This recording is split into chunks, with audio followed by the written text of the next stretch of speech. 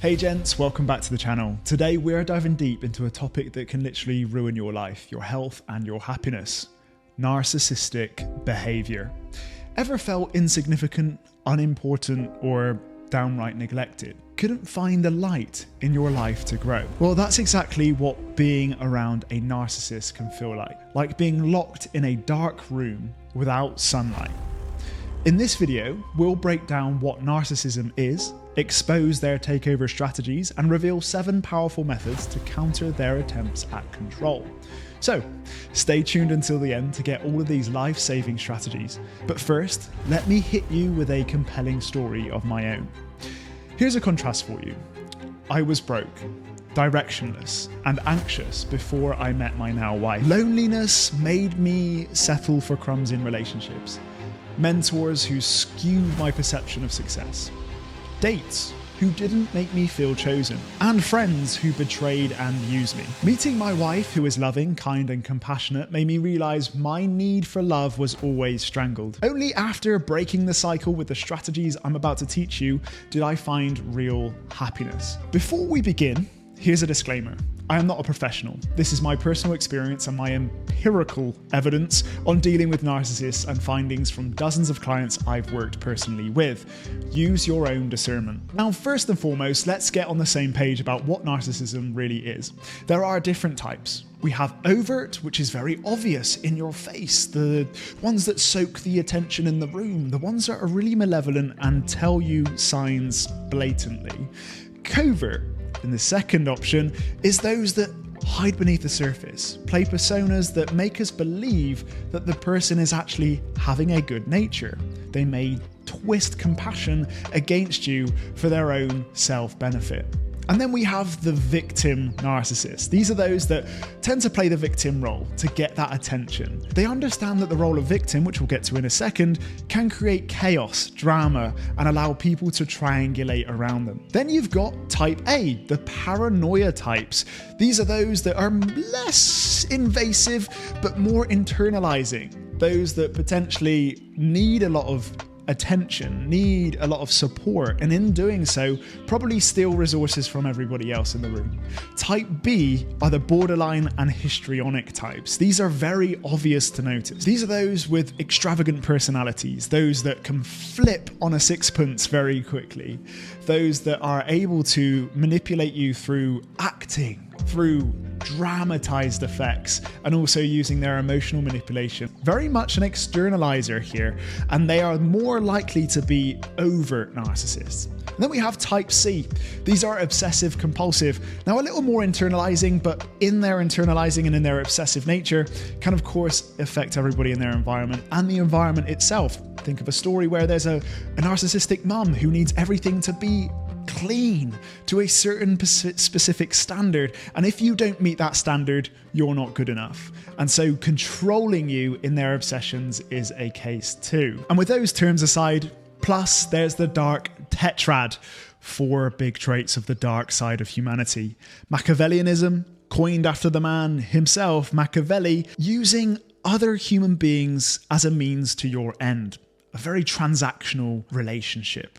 What the art of war was all about, manipulating your enemy or using your friends as a way to get ahead in life. Then we have psychopathy. These are those that are breaking the law, antisocial, and really will go to some serious lengths to get what they want. Narcissism is the next one, wholly self-interested, but very multifaceted. And then we got sadism. People who genuinely find delight in other people's misfortunes and even pain. It's crucial to differentiate between narcissistic traits and narcissistic personality disorder though, also known as NPD. Often, childhood trauma and negligent parenting contribute to these behaviors, whether it's from permissive, neglectful, or controlling parents. The results vary as to what narcissistic tendencies come as a result. For instance, I had an acquaintance with a highly permissive, my golden child kind of mum who would treat their son like a king. And boy, was he just that.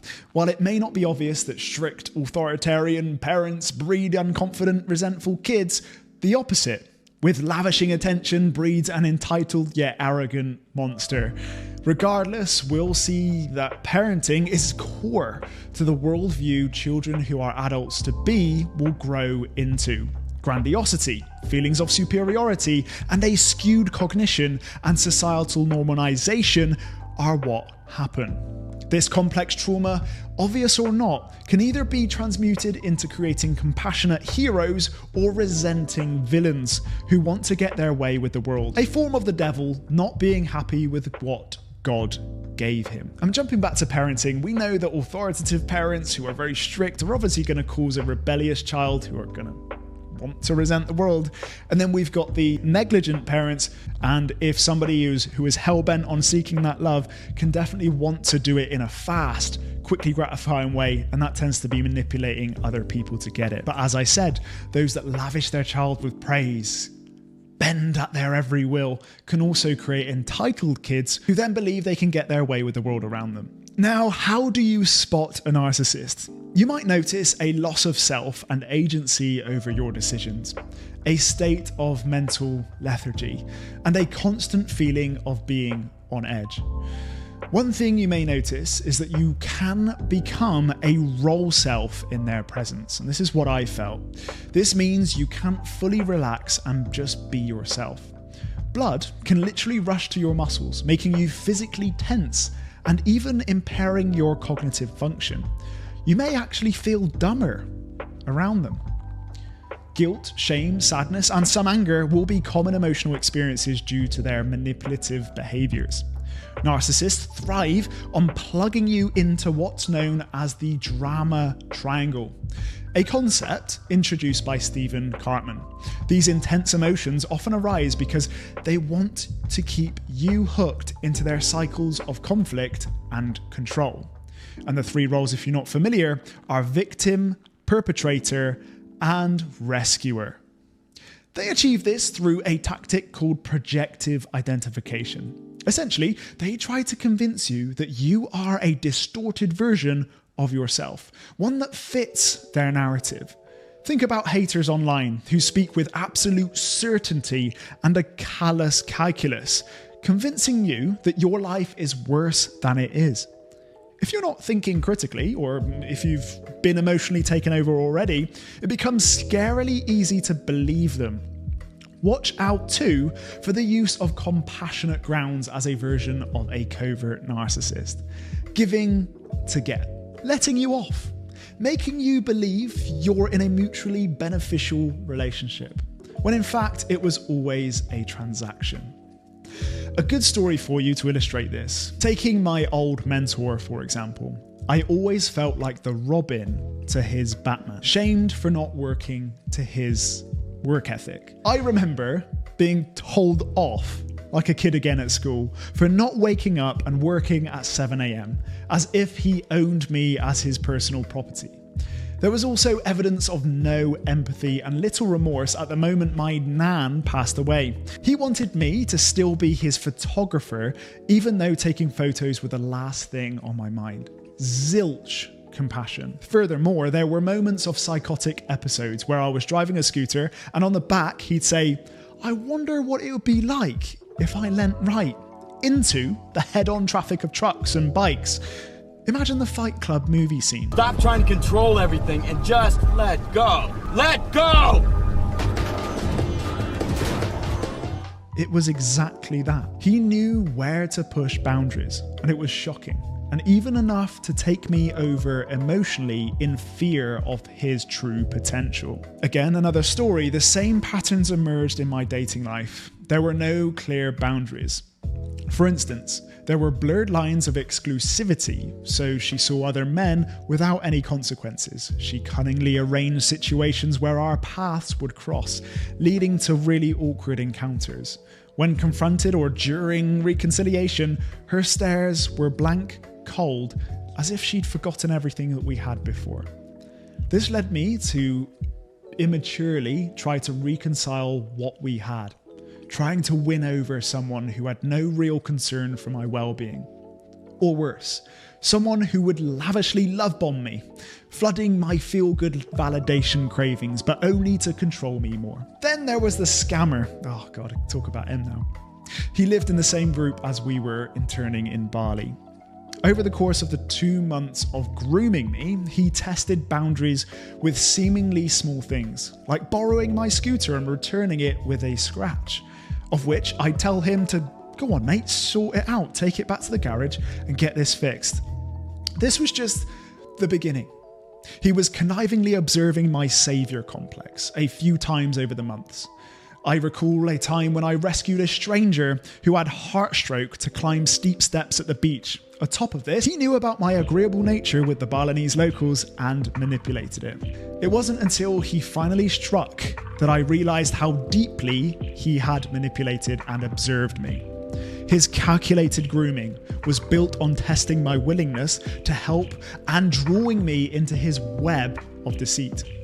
This experience taught me a lot about the subtle yet powerful tactics that narcissists use to exploit others.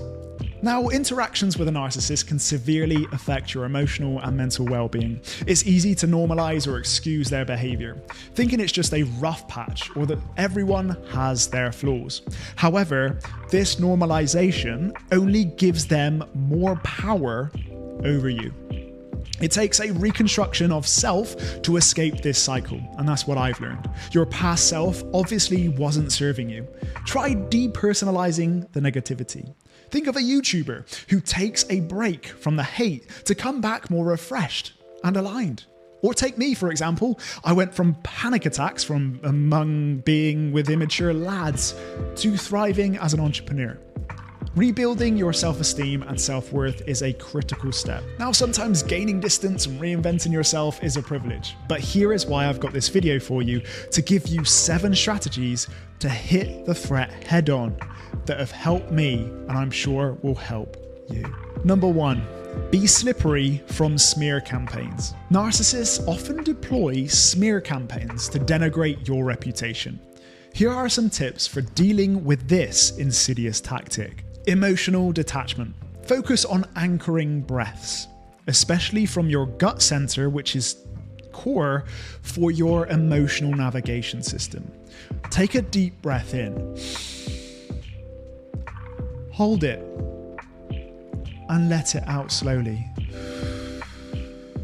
This helps you stay centered. I saw on a Humouring podcast just doing a couple of nasal inhales, and I do this at CrossFit. Quickly activates your system.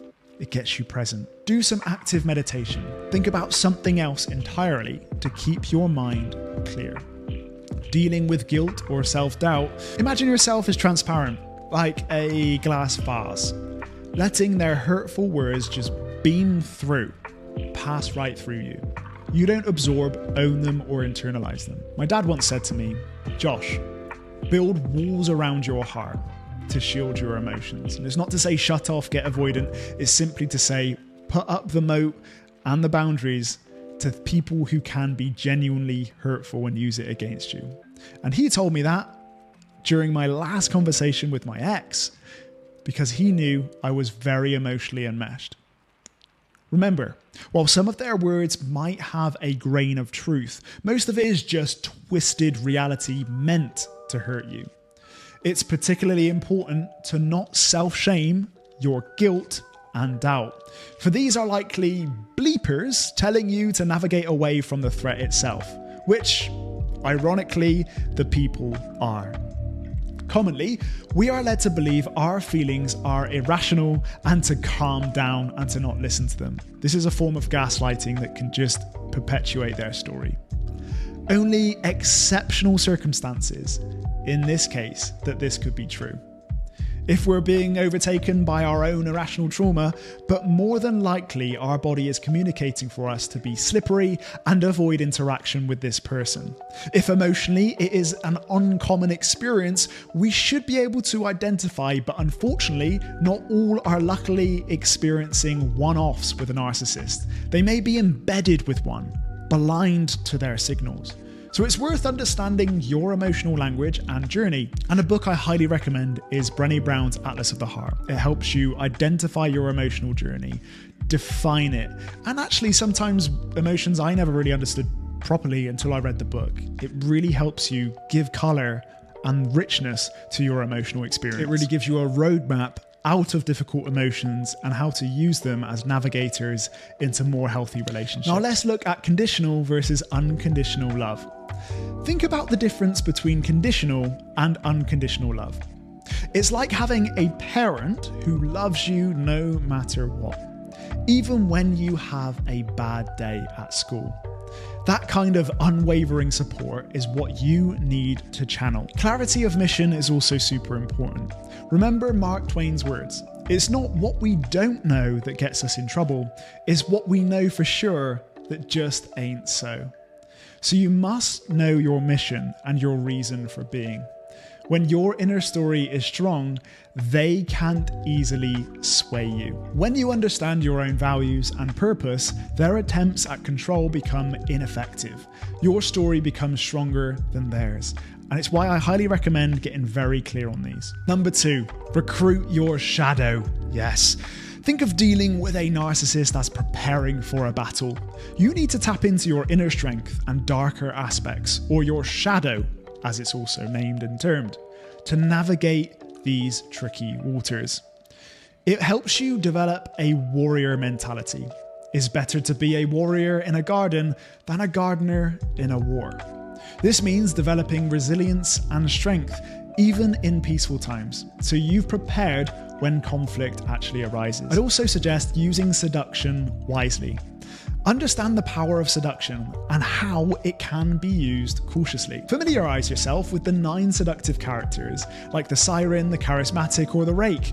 These archetypes can help you understand human interactions and influence better. Read Robert Greene's book for deeper insights. I also suggest judgments are sometimes necessary. So if you've got good guy conditioning, this needs to go. It's important to understand that being judgmental isn't always bad.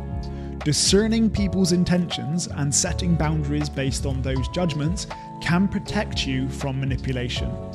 Your values guide you as well. You'll interestingly notice if you've got a core value and someone's being the opposite of that value, you'll likely judge them. And that's an okay thing.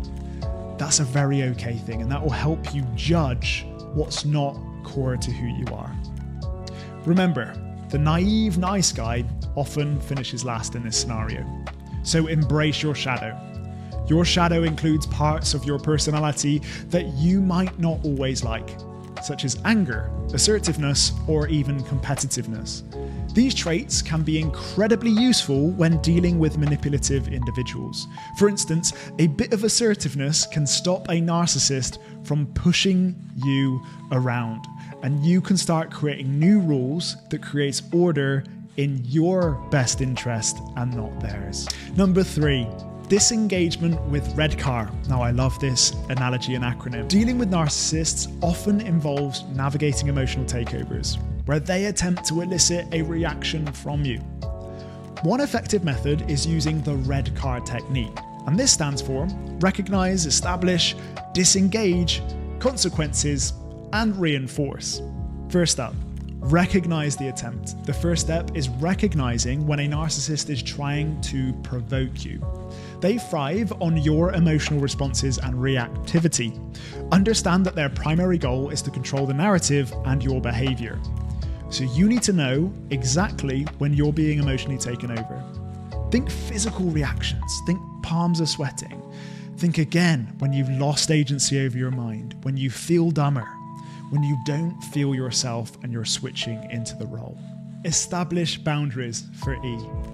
Clearly set your limits to avoid being drawn into their drama. For instance, you might say, "No, I can't answer right now. I'll need a day to think about it, if that's okay with you." Establishing such boundaries buys you time and space to evaluate the situation calmly rather than being enmeshed in that emotional takeover. Very importantly next, disengage tactfully. When a narcissist senses that they are not getting the response they desire, they might intensify their efforts. Stay firm and consistent in your disengagement. Maintain your boundaries without wavering. Next, consequences. Make sure they understand the consequences of overstepping your boundaries. calmly state the repercussions of their actions. If you continue to push for an immediate response, I'm going to have to step back from this conversation. Here, finally, you'll get to the stage where you must reinforce your values to counter their lack of remorse. Emphasize that you stand for and what you seek in interactions is honesty.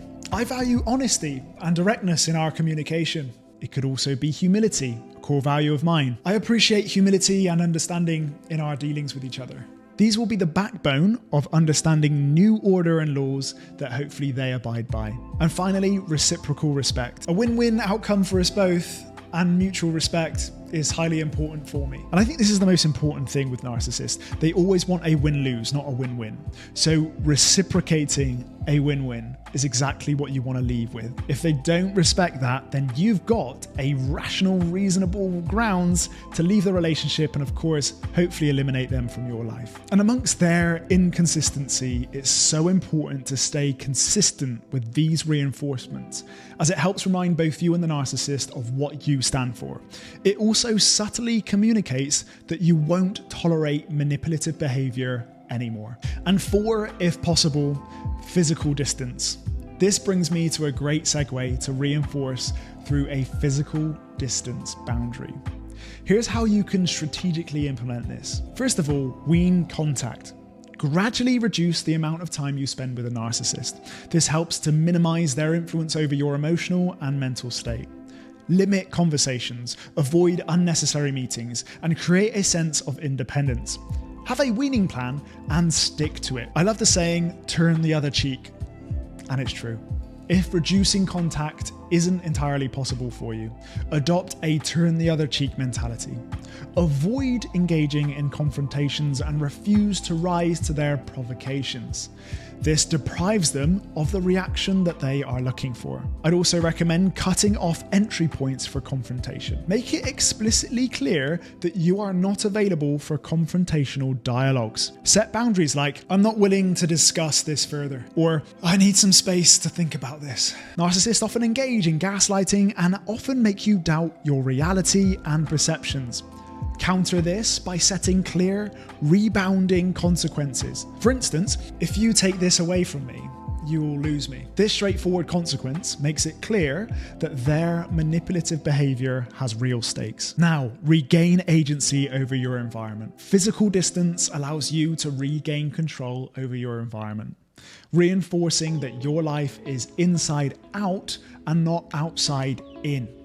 This is a symptom of giving authority to things outside your personal power, which we'll touch on later. But you are the primary agent of change in your life. And distancing yourself from toxic influences helps solidify this concept. Number 5, humouring to disarm. When dealing with a narcissist, one effective strategy is to use humour to disarm them. The goal is to make their ammunition powerless without actually believing or internalizing their statements. Healthy deflection through humor also is like this. You can use humor as a way to deflect negativity. This can include humor about the situation, self-deprecating humor, or physical humor. Avoid dark, sarcastic, or name-calling humor, as these can just escalate the situation. Instead, aim to humanize the dehumanizing comments they use as a strategy to devalue you and gain control. This is often used in politics, very common. When we saw in America, African Americans became slaves, and what would genuinely be the consensus is that African Americans were apes, were dehumanized to the point of barbarians, and that happened to the Native Americans who were scalping their victims. And that narrative bled through to then make it seem just that there was a order in place, that there was a superiority order where the whites would control the barbarians, as if they didn't have agency over themselves, and that they were able to fit their place in society. And this is a very disgusting, backward way of seizing control in a very insecure system. And as we'd seen from the very beginning, narcissists are bred from insecurity, are bred from a vile need to gain quickly gratifying love in a way that's manipulative. For example, if they make a critical remark, like being nasty, kind of making you the barbarian, you could respond with a light-hearted joke. A couple of great suggestions here. I remember playing football as a young boy against some pretty rough teams. And when they would give abuse or try and bully me off the pitch, I would just blow kisses gracefully, as if it kind of bounced off me and their comments didn't mean anything. Another one I see very commonly is people who really own their body, really own themselves. So if someone makes a joke about your junk and it's a tiny penis or something, you can go, well, at least I know how to use it. It's a kind of self-confident, de-escalating and de-ammunizing way of dealing with the narcissist, to see that these weak points or chasms or bottlenecks that they feel they can attack are actually not weaknesses after all. And so by using humor, you take the sting out of their comments, making them just ineffective. You don't give them the satisfaction of seeing you react emotionally. And then after disarming their attempts, you must again set clear consequences. For instance, if you continue to make those comments and make me feel this way again, I'm gonna have to leave or not see you again. This establishes a firm boundary and lets them know once again that their behaviour will not be tolerated. I also love to see we can learn from the Stoics here. Think of Cato of ancient Rome, who practiced Stoic principles by deliberately making himself a target for ridicule. He wore darker robes and no tunic to train himself to only be ashamed of things truly worth being ashamed of. This practice, known as fear rehearsing, helps you handle or even enjoy criticism.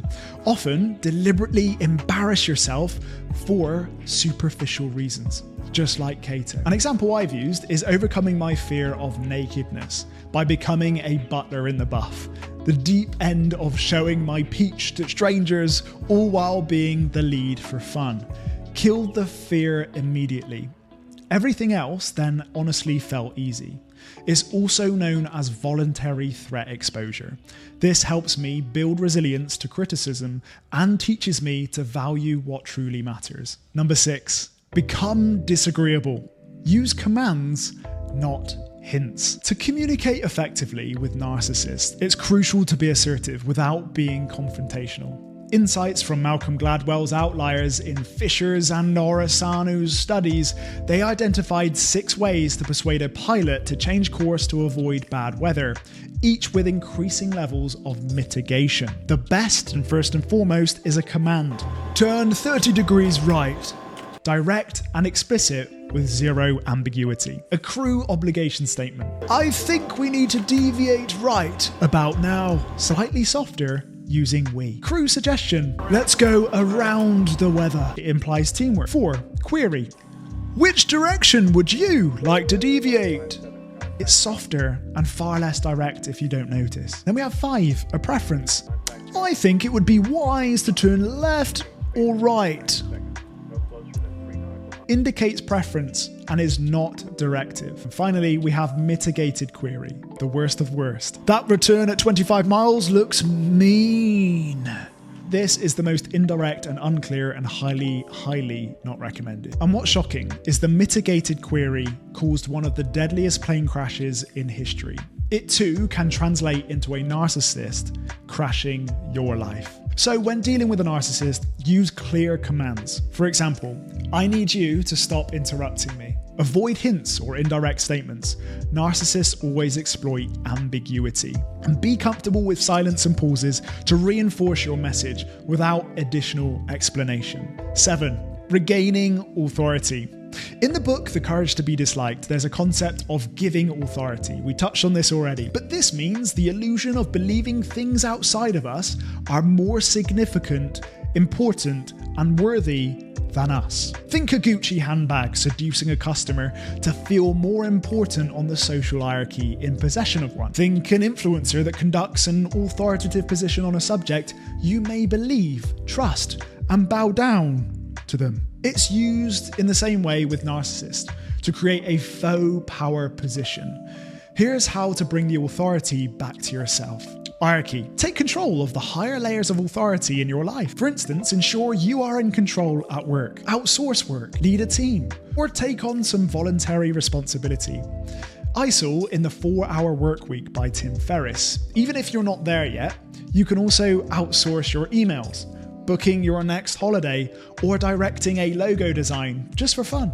By doing so, you get familiar with a form of power that will help you value your time, energy, space, and health, and thus protect your peace and maintain the upper hand in relationships. Similar to unconditional versus conditional love. Tune into your limitless sense of autonomy that comes from within you, not from external validation or approval. Seek evidence from unchangeable, non-conditional sources, such as loved ones in your family system, people you really trust. Gain their evidence of who you are. Write down what you believe personally of what traits that you have, although you may feel distorted right now. And it's why it's ever more important to build that relationship with yourself most over anybody else, because that's what's staying with you for life. The force field against evil.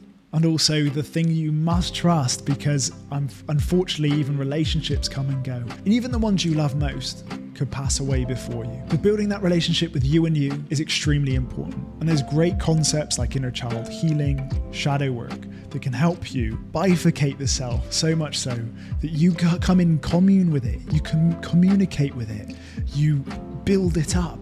You talk through your problems and you're there for yourself through the difficulty and hardships. And I would also highly recommend auditing and detoxing your life. So if you are wearing designer clothes, if you are very core on a certain gym membership to show off to the world, or a car that you own, potentially downgrading and still feeling okay. Starting to be conscious in your spending habits or purchasing habits and asking the reason why you own the certain thing. Is it just functional, or is it simply to engage in the social hierarchy?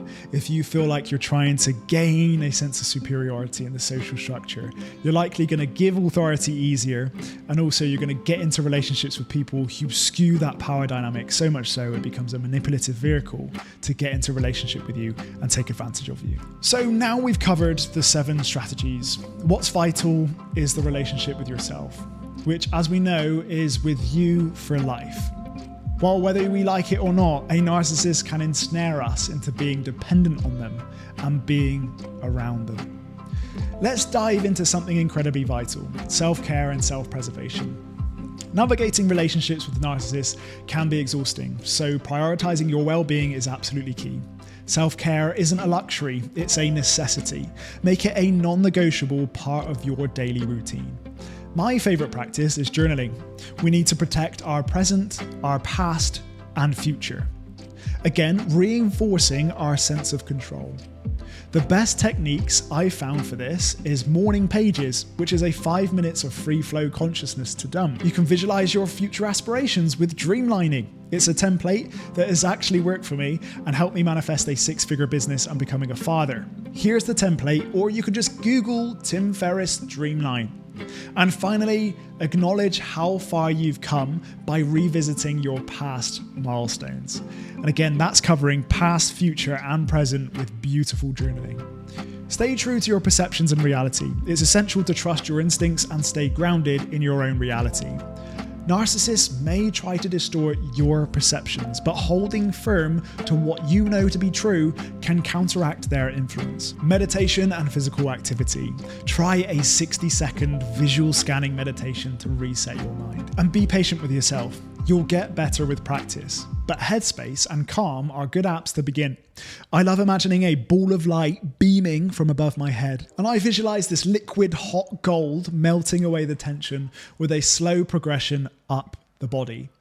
Pair this with regular strength training in CrossFit to build physical resilience and a relationship with stressing and then calming your central nervous system. Because narcissists stress us, And in doing so, we need to know how to recalibrate and get back to rest and digest and more intelligent reflectionary states to then really untangle what we've just experienced and understand it step by step. Sometimes we can't jump out of a narcissistic relationship overnight, so be kind and patient with yourself, but know you're making progress. Because clarity does equate to confidence, and that will help you take the last stand. Also, growing your knowledge, as you're doing right now watching this video.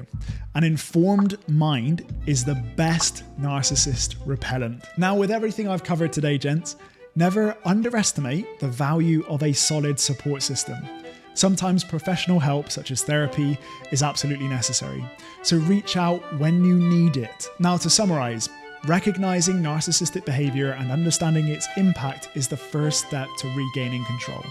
Then actually taking action and continually reinforcing your new disagreeable self with the strategies we've discussed is everything to break free from a narcissist's spell and stop being their supply. Now, if I can do it, you can too. You were built for this. Now, if today's video resonated with you and helped you in any way, don't forget to like, share, and subscribe. And don't forget to sign up for my free How to Not Lose Her guide, which will definitely be an aid with what we went through today. Link is in the description below. And if you're brave enough and have the courage, please do share below your story with a narcissist, how it went, how it's going, and if you have succeeded to leave this relationship, do share your secrets below. I'd love to chat. Again, I'll be seeing you in the next video.